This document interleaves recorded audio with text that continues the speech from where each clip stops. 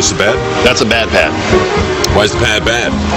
You can see here on this side, the friction material is completely gone. You can see where the rotor was actually rubbing against the backing plate of that pad. Point to the backing plate. That would be the plate on the back? Yeah. This guy right here. Yeah, that's right. So, what is the sound that a brake pad like that would make when it runs against the rotor? Be a loud grinding noise. Can you impersonate the sound of a brake?